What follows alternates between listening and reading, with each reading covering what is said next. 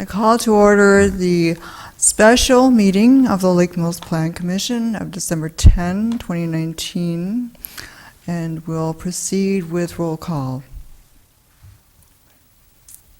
Oh, there you are. Ms. Lazaris, Here. Mr. Schumacher, Here. Mr. Magnuson, Here. Mr. Holman, Here. Mr. Foster. Here. Mr. Coots previously informed us he would be absent for this evening's meeting. All right, very good. All right, thank you. Next, item number 3, correction and/or approval of the minutes of September 24, 2019. And I apologize, I totally missed Mr. Grady. Okay. Here. I haven't updated my sheet yet.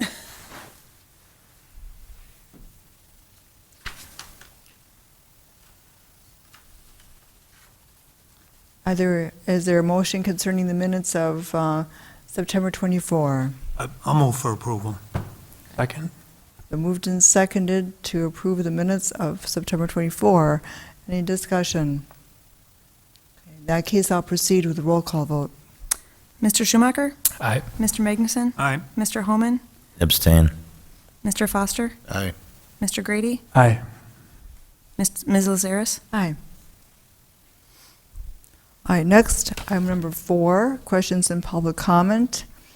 This is the point where the public may address the Plan Commission on items, regarding items on the agenda, unless the item is the subject of a public hearing, or if you have registered with the city clerk before the meeting. The state's open meeting law discourages action by the Plan Commission on items not listed on the agenda. Comments would be kept to 3 minutes, and you would sign in at the podium. There is no public hearing this evening. Are there any comments at this time? In that case, we move on to item number 5, discussion recommendation on preliminary plat, Tyranena Point Subdivision, Parcel 246071324230003. And I'll call on staff, and I understand that the Public Works Board has just met this evening as well, and and we would be interested in the report on that. And then if there could be a review of this proposed plat. Do you want to do a motion on the plat first, or you just want us to do the report? Oh, yeah, just review the report first, and then I'll go on with the motion. The current preliminary plat is called Tyranena Point. The petitioner is Grandma LLC. They are proposing a plat on along Mud Lake Road, just south of Highway 80, south and west of Highway 89, east of County Highway A. It's on roughly 20 acres and 42 lots. The lots are the city standard R14, which is 10,000 square feet or larger. The surrounding zoning is generally ag, residential, with a minor industrial use there at the intersection, but most of that's converting, and the industrial is vacant.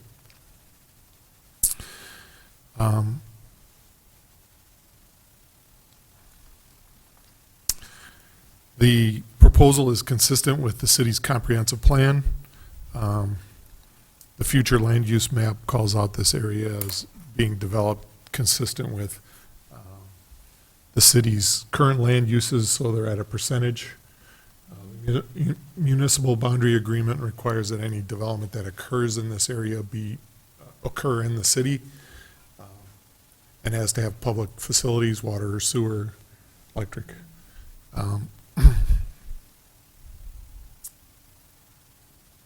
So we find there were a couple evaluations that were made that looked at the lot width and area requirements, the setbacks, the circulation, access, and the sidewalks. All city streets have to have sidewalks. And as a part of the proposal here, we're doing a TID amendment to extend Mud Lake Road as a full urban cross-section, which means that it has curb and gutter on both sides and water and sewer under it or in the right-of-way, and that it has sidewalks on both sides. The developer is responsible for houses that front on the street, so any curb and gutter and water and sewer costs that he would be responsible for there. The TID would pay for the western half and that half percentage of whatever occurs down the street, and then what's ever north of there tying in that County Highway A and 89. Now, the city currently is running water and sewer under South Main Street to provide the services to this area. So that was part of the upgrade that we did as part of the planning when we redid South Main Street. So we've actually talked to the State Highway Department about, how we want the sewer and water put in at this intersection to be able to handle it. The Public Works Board reviewed the ability to provide water, sewer, stormwater, and the other facilities and services to this area and recommended that it be approved. So are there any questions on any of the items? I just have one, stormwater, is there pipes under all the streets then? How do you handle the stormwater property? Well, we'll probably do a little bit more, but the northern edge there, that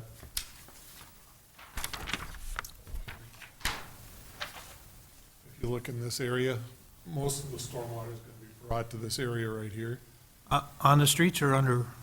underground. Yeah, there's, Well, there will be underground pipes in the area to handle it, consistent with what the city design is. So we will run pipes under the streets, and every so many feet, there will be an inlet. So a certain Yeah. distance, generally 300 to 400 feet, it runs in the gutter, and then it drops into an inlet and out. but we're not running the whole thing down the streets. No, it's not gonna, there's actually gonna be we wanna- stormwater in the, we don't do the immaculate, Disappearance. yes. Kira said that stormwater basin then has really no outlet. Is that an issue at all, or? Well, that's an issue that we'll have to resolve as we continue to work forward. As a preliminary plat is just a concept that says, yeah, we're willing to work on this. The final plat is it. When they designed State Highway 89, the state took it as no issue. So they just dumped their stormwater in there. I think we'll look at it a little bit more to try and see what options we have. So it's something we'll have to resolve. I imagine that once we get it over to Unshaven, it's an easy project. To get it there is a little bit more difficult. So we'll have to look at how we get it there, because the grades pretty much stop at that kettle right there. Right. The whole project gonna go that way then, north? All I of, don't know that the whole project will go that way. I know that the second phase will not. Some of it might go to the south, end up in a ditch along the edge of Mud Lake Road, but that's essentially what it does right now. assuming there's gonna be further development, you gotta have another grand scheme to tie it all together, I would assume. We did ask, and this kind of incorporates, you have that one, Dwayne?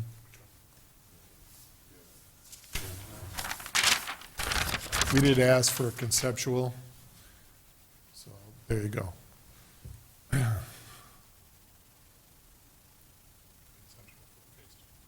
For phase two, so, Yeah, you're dealing with entirely different slopes then, too. yes. So,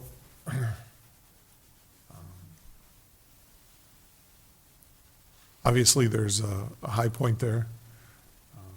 And there'll be some road grade and some driveway grade and some water flow issues in that area that'll have to be resolved. The, probably the biggest concept is that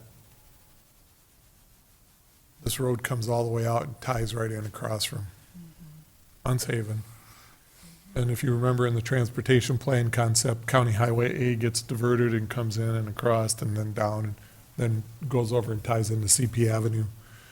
And CP Avenue eventually ties into County Highway G, so that then those two highways run up through the city on the east side there. And we try and get them off of Main Street, because the goal of the city council is to keep all streets 2 lanes so that pedestrian traffic can easily cross the street. So the more through streets you have running east and west and north and south, and the more opportunities you have to move traffic into multiple areas, reduces the amount on any one street and makes it more pedestrian friendly. That's it. Also R14 then, the future? Yes, that's Tentatively all scheduled? R14. How about the sewer? There's that pretty much a gravity system then? It's gravity. We're lucky. There'll be fill, but I think we'll have enough material to make it work between South Main Street and the regrading that has to be done on the site. Is this project subject to impact fees then? It's subject to impact fees, it's subject to parkland dedication, it's subject to all the existing codes in the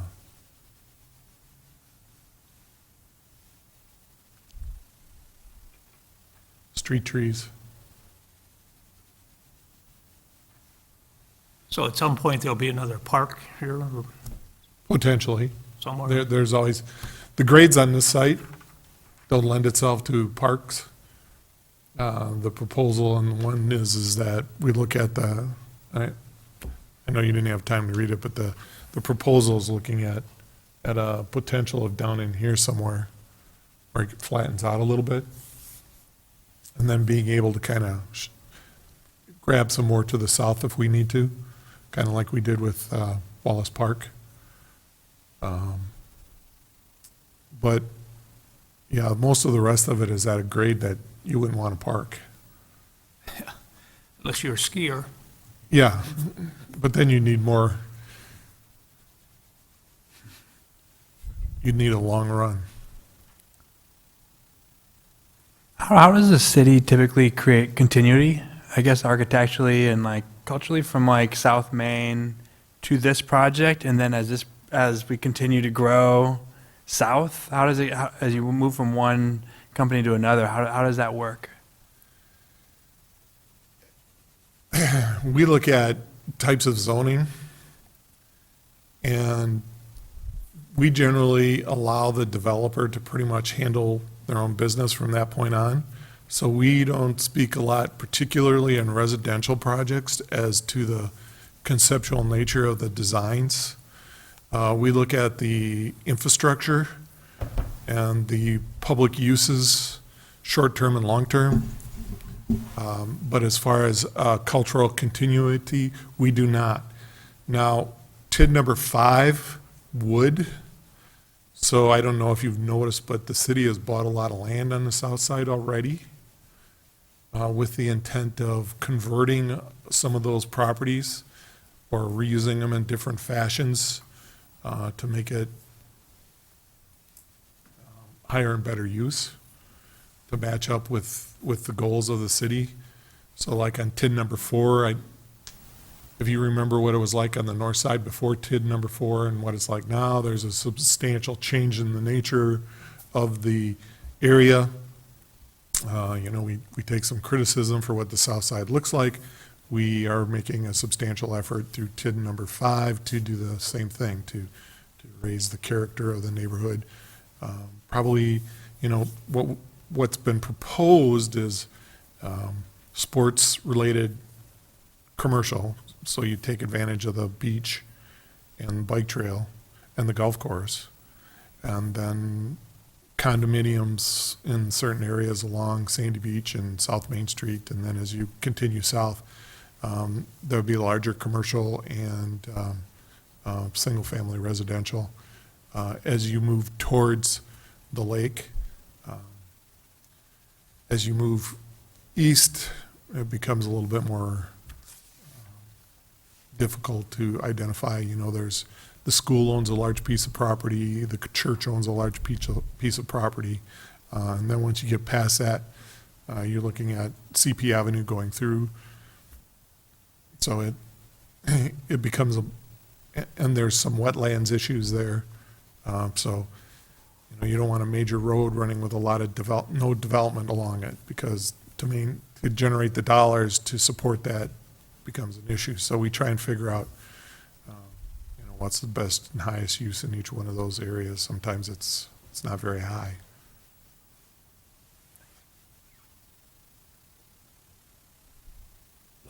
Part of that'll be the cost of getting some of that truck traffic off of Main, right, with the extension of CP. That was the main reason, wasn't it? Set up. Well, any CP is the second route, the second main route through the city, right? Yeah. And so it splits up traffic, any traffic, because people can opt to move from one side to the other. Truck traffic might prefer CP because it's got longer runs through lower density areas. But we don't necessarily designate that. The problem with, we don't build roads without development. So until someone actually decides to develop that, there's no road. We don't just run roads to run roads. If the guy's gonna farm it, it's gonna stay a farm until there's some reason to build a road. We evaluate it based on what the person who buys it and wants to develop it proposes to us, based on the future land use map and those types of things. So we would look at it and say, well, you know, we're generally at about 20% multifamily and 50-some% single family, and then some commercial, some industrial. So how this develops out here is going to be important to us. I doubt that we would push much industrial south, probably look at more industrial to the north. But those are things that we evaluate when we look at their proposals. But we're pretty laissez-faire in that, you know. Try and let them propose their ideas and what they think will work, and we try and see if it blends with what the existing city does. Generally, the market here is pretty strong, so being able to move higher-end single-family housing hasn't been a problem.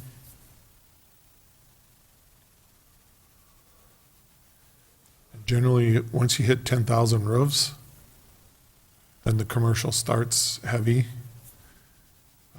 We could do more for industrial. We really don't have any good sites available at this point in time. We've been working on that, but that's a very difficult issue to get your hands around, especially, you know, at the dollars that it costs. Well, it seems nice to have some single-family owner-occupied, more of it, anyway, added to our housing mix. Well, I'm sure Corey can discuss it, but they've built out the ridge. I don't think there's a lot left. And, you know, we did 21 lots in Brookstone this year. They're already building there. Crestview, they built out already.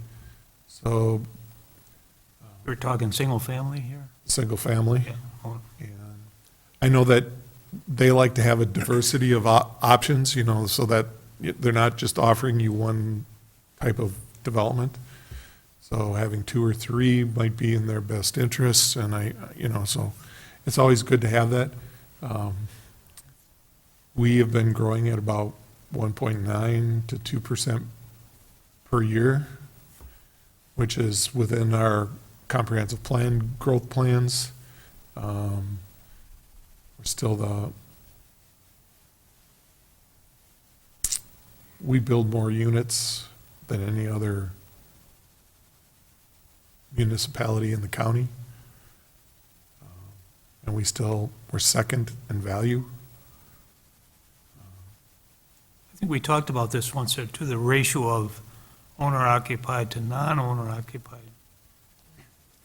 We look at that once. It's amazingly low for, most cities are in the 70% owner occupied. We're in the 55. A lot of people here rent the house. Someone owns it and people rent it. So it's nice to have the option of having other the option for owner occupied. And most of the people who are buying here would like to buy a house that they've picked as having the features that they want.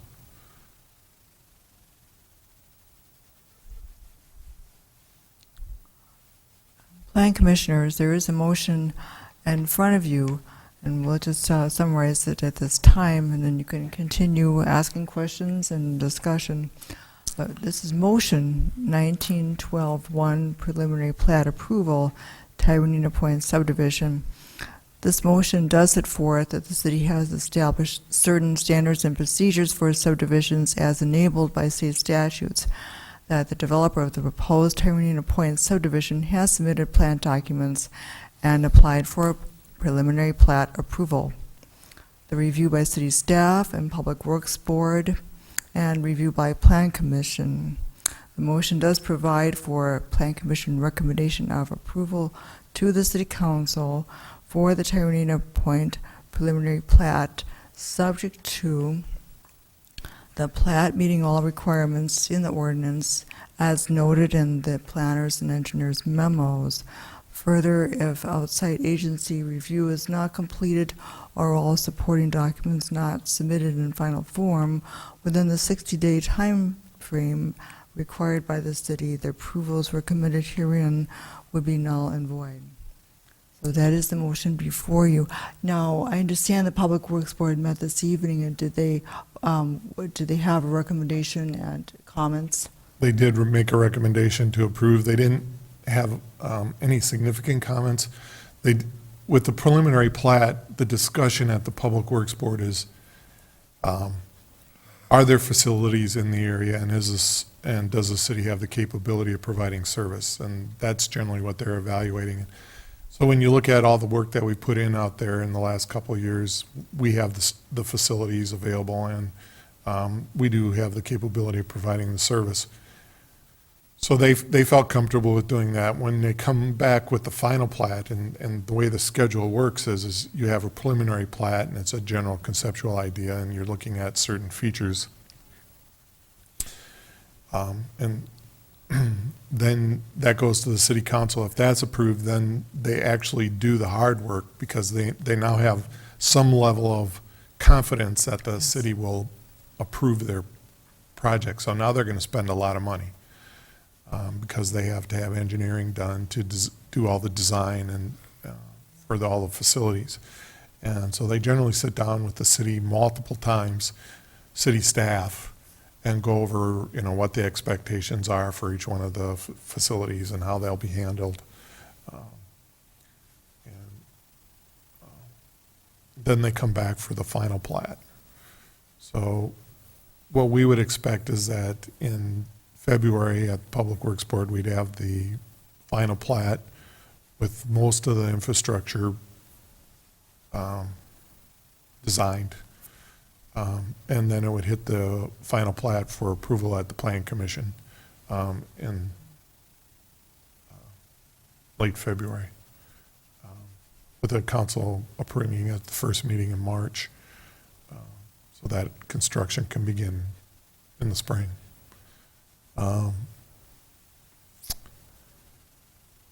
The Public Works Board approved it, saying that yes, we do have the facilities and services. So, and they also noted that, they have to come back with the more detailed information on the public infrastructure.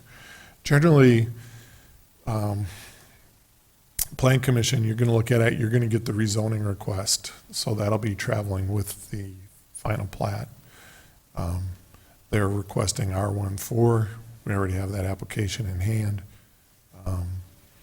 should be relatively simple. It's one of the lowest, I think it's the lowest, or one of the lowest zoning classifications that the city has. I guess RD and ag would be lower. But from that standpoint, they're generally a non-controversial zoning. All the other features of it are very typical. You know, all the lots are 10,000 square feet or larger. They all front on a street. The lot widths and the setbacks and the easements concepts are all there. So it's pretty typical of a plat that we see at this point. Now, what of Unshaven Lane? There was a comment in the engineer's memo about that, whether it would stay at the 80-foot right-of-way or whether 66-foot. Is there anything further on that and what may be recommended? Going through a residential plat with a collector, I would prefer to stay at the 80 feet. The 14 feet isn't going to make a substantial amount of difference in the overall layout of the plat. And with the right-of-way on the other side being 66 feet, it still is, the setbacks for the schools are substantially larger, so being able to acquire the additional right-of-way would be significantly easier than in a residential plat. So I recommend staying at the 80 feet. All right. With your plan to take that thing to A, which would make it a more major route, you definitely would, I would think you'd want to prefer the wider right-of-way. Yes. Yep. When we took the right-of-way for Unshaven, that transportation plan wasn't done. So we didn't know that at the time. But with the way that's laid out, being able to grab the additional right-of-way in the future for that eastern half of Unshaven is much easier than through a residential plat.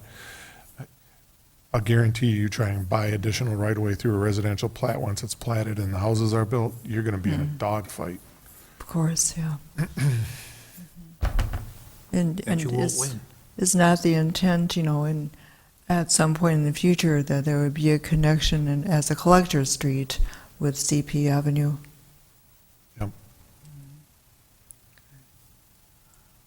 And commissioners, are there any other questions or comments about this preliminary plat proposal?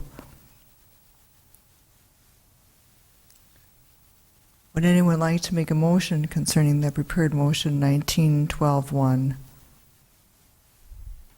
I'll move adoption of motion 1912-1. Second. It's been moved and seconded to pass motion 1912-1, a recommendation to approve the preliminary plat. Any further discussion? All right. In that case, we'll proceed with a roll call vote. Mr. Magnuson? Aye. Mr. Homan? Aye. Mr. Foster? Aye. Mr. Grady? Aye. Ms. Lazaris? Aye. Mr. Schumacher? Aye. Motion passed 7-0. And the next item is item number 6, recommendations for future agendas. I understand that the zoning may be coming up in January. Yes, the zoning will be coming up in January. We already have the application in hand. Very well. Anything further under future agendas? In that case, I'll entertain a motion to adjourn. So moved. Second? Is there a second? Been moved and seconded to adjourn. All those in favor signify by saying aye. Aye. Aye. Anyone opposed? Adjourned.